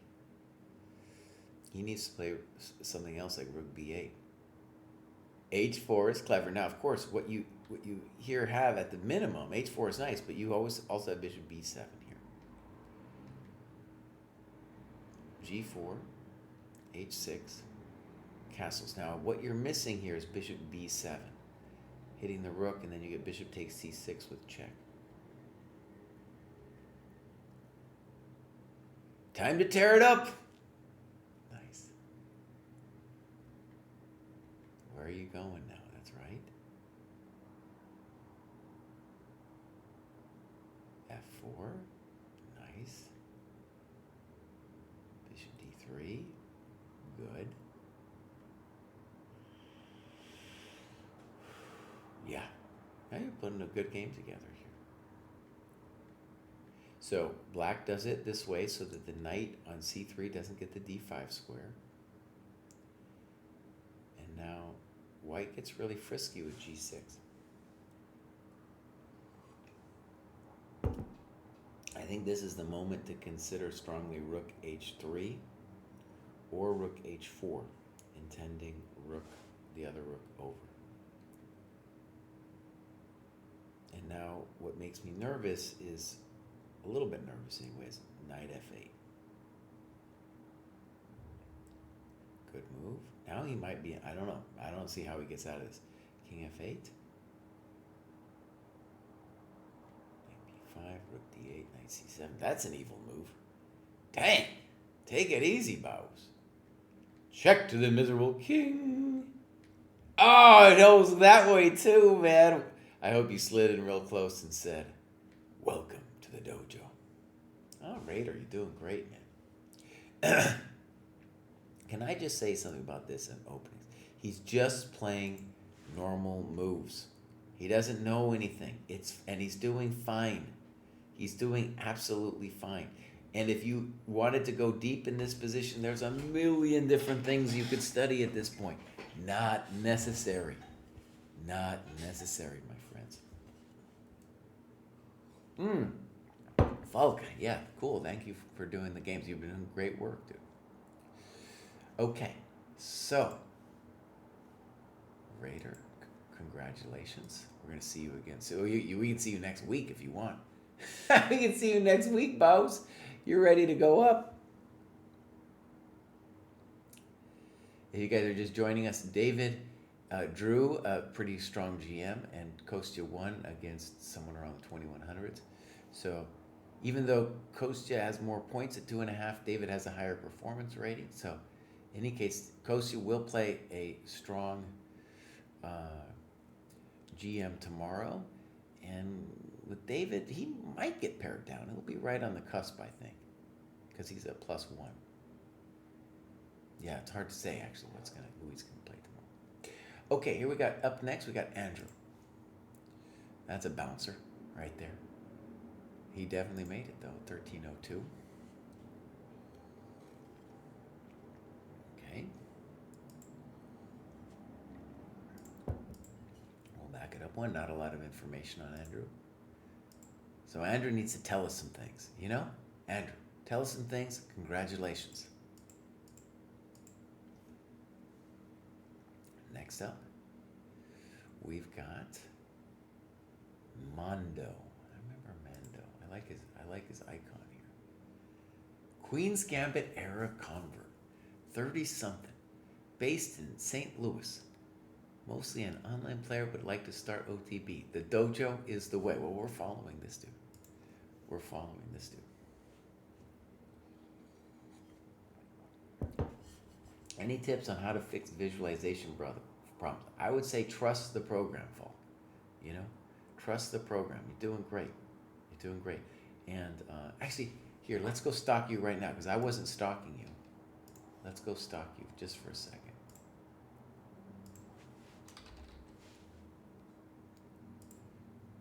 And I'm obsessed with the game ever since COVID happened. And you're doing good work. And by the way, this is hard. Now you're at a point in your career, obviously, where things are more difficult. You got a good macro distribution. You know, obviously you could be doing more middle game strategy. Let's look at what you're doing tactics. Mates in 2, very nice. That could be more. That would definitely help your visualization, right? Yeah. Now that's the first thing that stands out, is you could do more of these bad boys, because that will help your visualization. I think you could trust that the annotations you're doing are great. Hopefully what I said was interesting to you in terms of how you can improve the annotations, but you're doing great work there. And I'd say that and the tactics, you're going to make it. You know, you're going to make it. I'm guessing too that you're not inputting the opening. We're going to change, by the way, how we score the openings. Hopefully that will make it a little bit more interesting as well. Silman Endgame Part 6. Okay, good. All right, let's go back. So Falk, I believe in you, Baus. I believe in you. I think too, you're in, if I remember right, you're in Germany, right? And if you had put your Deutsche Wetzahl in there, that would be good. So here's Mando, crushing it, activity, games. We got some Mandos. Yeah, I think I looked at some of these in the cohort games that I was recently looking over. Okay. Yeah, we looked at this game. Let me do a different one, just because we've looked at this one. All right, get a French. It's so funny, man. Now this easy system is just taking over the world, dude. Everybody's playing it. Good move. Fine. And then what we see with the move A4 is that white doesn't understand. White knew this and then didn't understand what to do next. And this is a great example of studying openings at 1400. Maybe not the best, because you're involved in a highfalutin thing that white is trying to pull off, right? And And so the candidate moves actually here are knight d2 or h4. Personally, I like h4. This is a topical position, and a4 doesn't do anything. Okay, so pop, pop. And here, Mando should definitely consider knight g6. Knight d5 is not the end of the world. That isn't it. This only helps black. Here we should consider fg, because with the intention of bishop e7 and castles short with the rook on f8.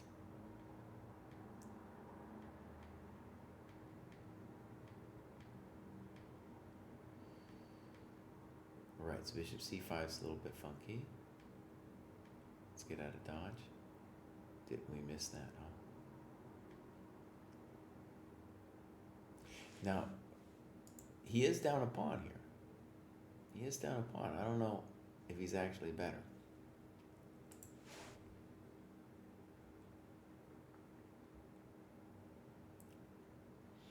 Bishop c6. Honestly, rook takes c6 looks the most natural.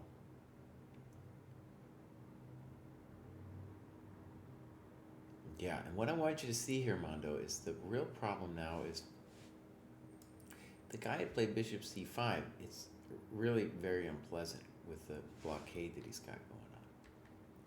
Maybe it's unpleasant with this too. But he's going after the pawns instead of going after your king.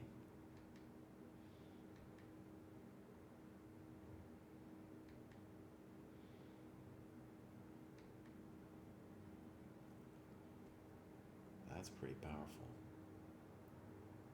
What a move, dude.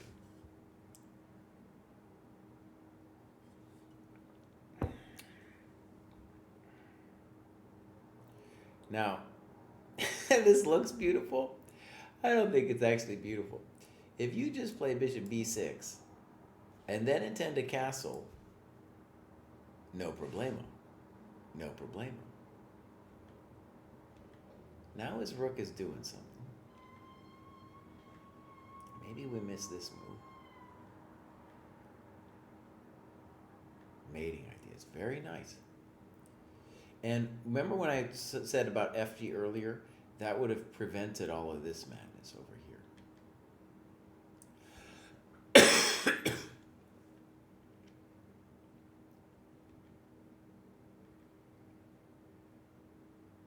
Wow, what a mess.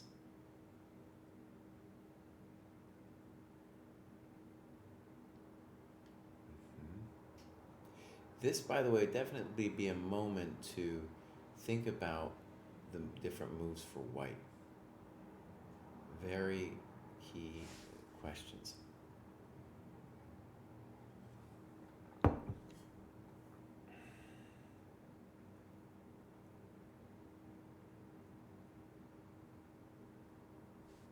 So bishop f6.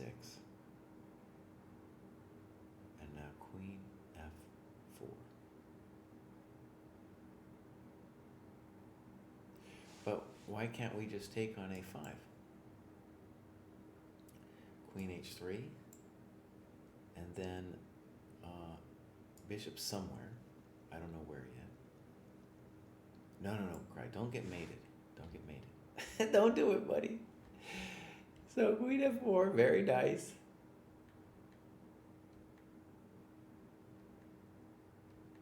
Check to the miserable king. Okay. Dude, that was a good game, man. I'm going to feature that game. That was some good annotations. Yeah, well done. Okay. So, feature game. Mando, dude. I love anytime someone's got Boba Fett up there, you gotta love it. Okay. So, Boba Fett, dude, I want to see more. And hopefully soon. Boba Fett's doing the work, Bose. He's doing the work. What is he Nando doing? Rapid. Some chess media. Okay. So. Hello, I have a question, please. How important is opening prep for players below 2,200 FIDE? it becomes increasingly less important as you go down the list. In general, people think it's more important than it is, but I like what, just as a rough rubric, what the dojo says, at 1200 you should have a basic opening for black against e4. At 1300 you should have a basic opening against with white, and then 1500 you should start thinking of a plan against d4. Otherwise you should play principal moves up until then. And then if you imagine that as a scaffolding, we'll get increasingly more as we go up. And especially if you become committed to your opening and then study your games, you will become proficient at the opening and the structures that you get. David, by the way, hasn't really been studying openings at all. Maybe he's looking at his opponents before the games here and stuff, but he's doing fine. He's doing fine playing top GMs, my friend. Yeah. Okay, so Erwin. Here he goes. I had no ChessCom rapid rating yet when I joined the dojo about 2 weeks ago. I think I'm graduating now to the correct program. Although not yet measurable, I do notice some improvement from playing slower chess, reading winning tactics, and solving the Polgar mates.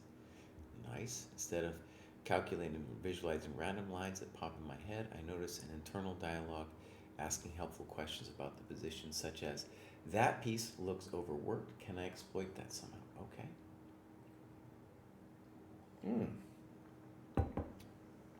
Okay, that's good feedback. Here we go, Erwin. I remember Erwin from previous graduations. That dude has graduated many times. And he is finally in his correct cohort. Yeah. Look at those graduation belts. Bows? How did that happen? So we go back one. Yeah. And I guess, if I remember right, yeah, there's no games. So it's hard to know what's going on with Erwin. We've seen this before. But he is now in his correctamundo lane. Let's start over here. There's a 0 rating or something. Something's going on. Anyway, sometimes I don't understand these rating graphs. But we have 1469 as a start. And 1814. And this is, of course, the normalized, which means we take the inflation of the ChessCom and reduce it to a FIDE rating. We might have to redo all the ratings, you guys, too, because FIDE, dude, I don't know, they're changing it up, man. It's going to mess with everybody. The whole thing. I think they're voting. Someone said they're voting very, very soon here. Okay. Honestly, I'm a reactionary. I'm a ratings reactionary. And I don't think they should mess with it. Okay, what's going on with Tarasattva? Hard to know. It looks like no games. So yeah, I don't understand this one. Could be just someone coming in and like, I feel like I'm 1600. I don't know. Okay, so that's Tarasattva.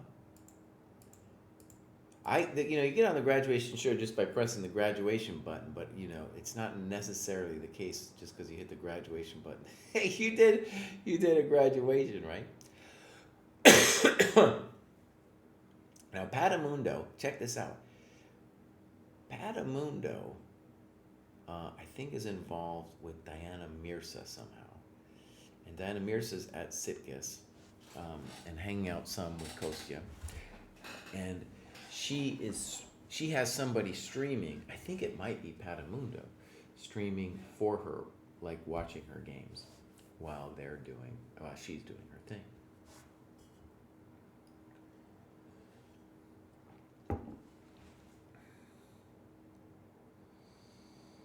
Cool. So here's Patamundo. Struggling to log the work. We'll see how that's going. And custom rating. So I don't know what that means, but their ChessCom is 1756. We're going to follow Patamundo. And training plan. Yeah, they haven't been logging too much. So hopefully we'll get more logging going on. They're logging some stuff for sure. Nice. Okay. Oh, we're going to look at a game from Patamundo. I think I looked at a game when I was doing the recent cohort games. All right, here we go.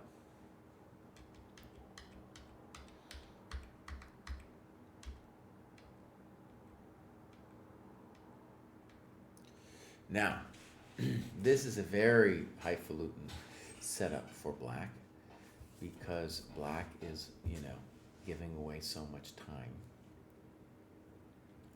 I do know that this is very analyzed out. So, King B1. Here we go. Bishop E7, F3. I'm just not going to second guess this, even though I probably should be second guessing. B5, G4, H5. I guess we can call this the last move of what I knew. I wasn't 100% playing memorized moves, but I'm sure that I had seen this position before, potentially from a slightly different move order. And that would be good to talk about the move order, because there was parts about this I wasn't sure about what white was doing, or if B5 was played in the right move order. It feels to me like white should play F3 after B5 or bishop C6, but instead they play it here.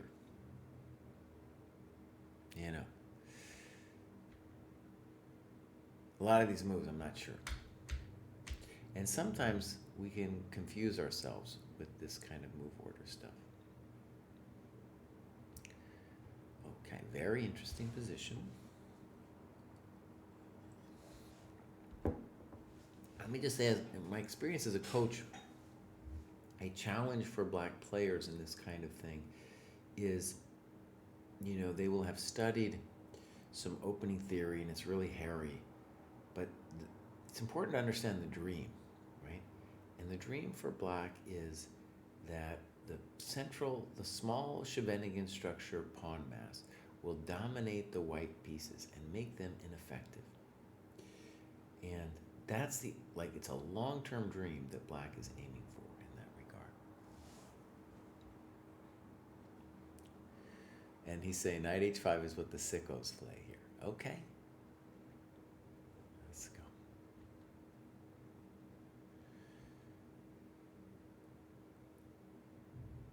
Now, b4 is controversial at this point because the knight on c3 is poor, right? And we don't necessarily want to encourage it to move away. h4 is plausible. He's got other moves too. Knight g3 doesn't feel right to me.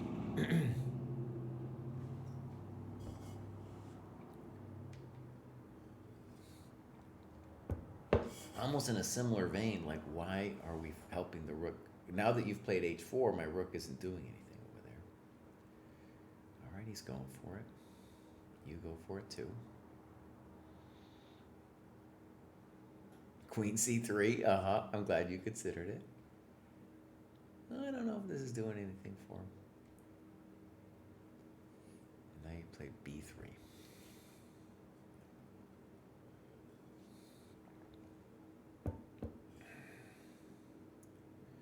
Okay.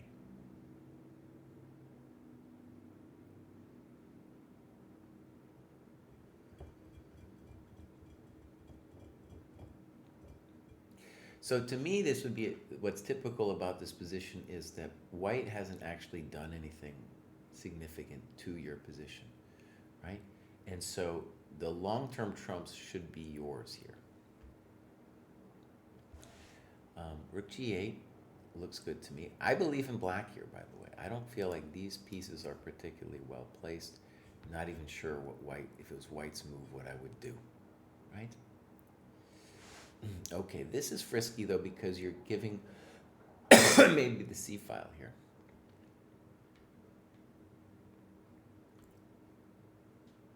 I don't like that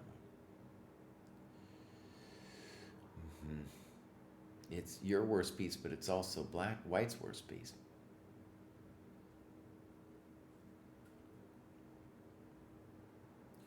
He could have considered rook c1. I don't really understand queen e3. Okay, annoying. The knight goes back to probably where it should have been in the first place. Yeah. Okay. So, right, one of the questions is, I think they tell people, they're like, dude, you're looking for this pawn break in the Sicilian, but it's making your position scarier now. d5. Okay, and right, computer says knight d7.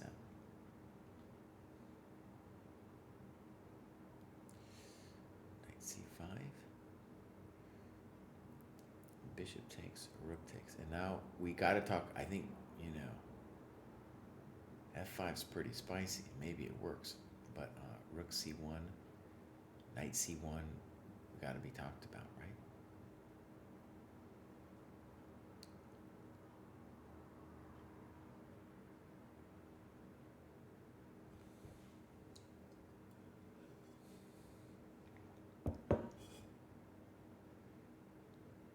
Yeah, and now you're in big trouble.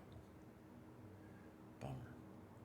Let me just say, I played a lot of Sicilian games and I got crushed by very strong players, attacking players, and sometimes even by chumps like this. And there's so much to play a Sicilian well. It has to do with this kind of late middle game and thinking about the pieces and where they go. So, for example, I think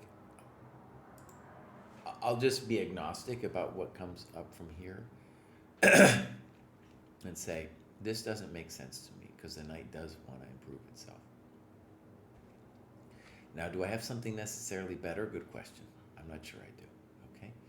But that's the first move, doesn't look right to me. That move doesn't look right to me either. What is the knight doing there? Notice he's obsessed with playing h5, h6, but it doesn't actually do that much, right? So there's definitely other moves for him to consider. The most natural would be to play for c3, either now or after rook c1, right? Very simple to say, let's open the c file while this rook is a chump, right? So weird. Again, not sure about that. I like that you considered queen c3. Not sure about that. And then b3 seems too much. Okay, so I'm hoping that helps. It's a very delicate art, this Sicilian stuff, and it's this late middle game or just middle game position where you're going to get structures like this where your king is loose and you got to be ultra attentive to the white bad pieces, because that's what your dream is. You're trying to say those pieces are bad. That's why this opening, where I give up 1,000 tempi in the opening, that's why this opening is a thing, right? All right, Patamundo, great, dude. I'm pumped to have Patamundo in the program, dude. I think he might even be following Diana Mirza right now, if she's still playing. Yeah. Our boys are already having lunch over there in Barcelona, late lunch, late, maybe just called dinner. Might be called dinner at this point. They didn't get a siesta. Maybe they got a siesta. I don't know. If you're in Spain, though, you should probably do a siesta. Here we got the Pro Guy. The Pro Guy, I know, is doing some great annotations. I think pretty sure one of his games is featured in the cohort games. And obviously, amazing progress. And that, I assume, was the bump. Well, I probably could have graduated earlier than this, but doing pretty good. USCF is having a bump. Okay.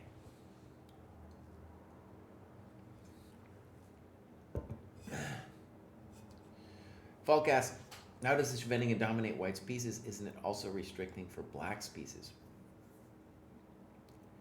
Let me put it this way. Let's imagine you got pawns on e6, d6, f7, and a6 and b5. And then you think about the knights on knight c3, knight d4. Where do they go? No, all the pawns control those knights. What is the pawn on c2 doing? No one knows. and the bishop on e2 or d3, it's getting smacked by the pawn on b5 as well. So the very important thing to see about any Sicilian is that by gaining the extra center pawn, you're going to use that pawn to control the white pieces. Any Sicilian. It doesn't have to be the Scheveningen, right? And you have to have something like that because almost in every Sicilian, you're going to be down at least 2 or 3 tempi to begin the game, right? Najdorf, you're down 3 tempi immediately, right? So there has to, what's the compensation? It has to be the control of the minor pieces and the hope that you survive. And if you do survive and you can control those pieces, hey, you have a good chance at survival. All right, here's the pro guy. You're doing some great work, dude. What is he doing non-dojo? Okay. All right. And now we will look. Endgame. Capablanca's best endgame's nice. But just a little bit of it, though. And then we go tactics. Got some maiden twos. Could be doing more of those. Come on, the pro guy. And then we got, that's looking good. So I know there's some games in here. Oh, maybe the games I was looking at were somebody playing against the pro guy. Let's just look.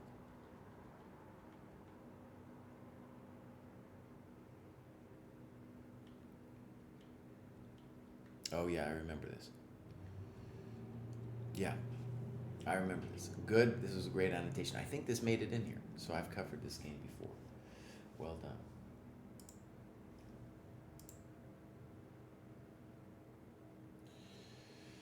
We're gonna. Kostya's saying raid Sunway Chess afterwards. Will do, my friend. Will do. Okay. So that's the pro guy.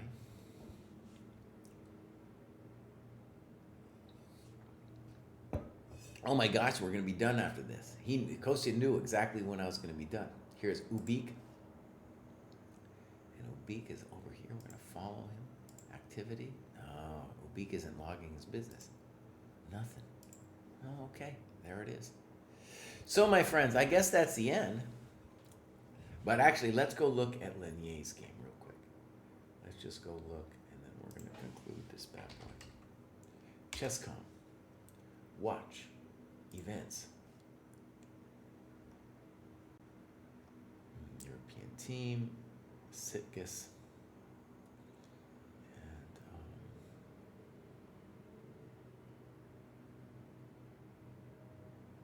no, he's already. He has to go sit amongst the chumps at the lower table, dude. I don't know Bryce Teaglon. That's interesting. Wait a second. Where did he go? Did I miss him? I must have missed him. There he is, right there. So, bam. And it says that black is lost on time. That's probably not true.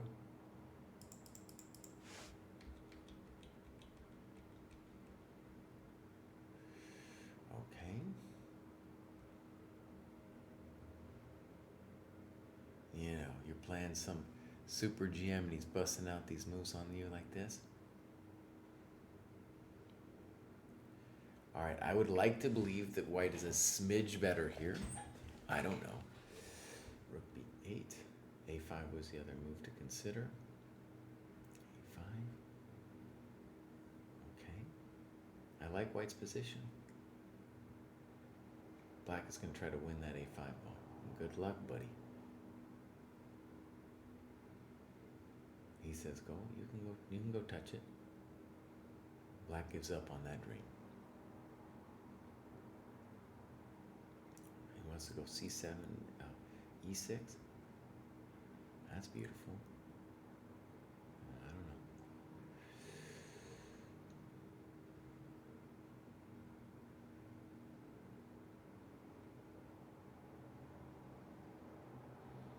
don't know. And he's like, dude, I'm super smooth here. I'm super smooth. I don't have to worry about any of this stuff.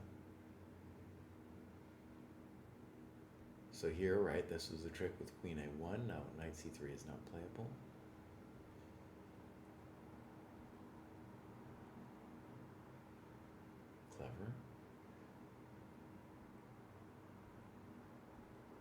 Oh, buddy. All right. So, first glance says this is winning for white.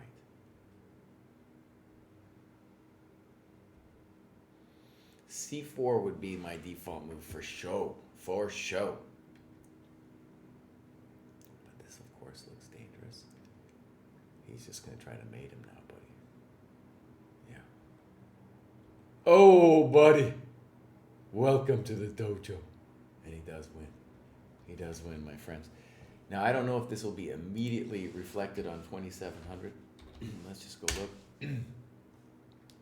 So there's Lenier, still with this plus score. He probably lost some yesterday. Oh, and it already shows that he won. So I can't, I don't know. He probably got a point there, dude. You know, and this kid Pranav, it's a real bummer. It's a real bummer. It's a real bummer. He drew the chump and then he got like an almost unrated kid or something like that. Yeah. So I don't know if it tells us. Maybe does it tell me something if I click on his name? There's his little graph. Does it tell us like how much he gained? It's not. I guess it's not there yet. Any case, there is a hectic battle for just tiny points, and I guess the easiest way to talk about it is he's got to be higher than Wesley. You know, he's got to be higher than Wesley by the end of the year. He's got this tournament to do it. Okay. You can see it if you sign up on the website. Oh my gosh. Okay, guys, I am out of here, and I have to raid. Hold on, let me just double check what Kostya was saying. Sunway Chess _ English. So here we go. I don't see them on the side. There they are. So let's go. Raid Sunway Chess. I don't know anything about Sunway Chess. _EN. I have a feeling that's maybe the official site of the Sitges tournament. My friends, this is where I give my spiel. Yeah.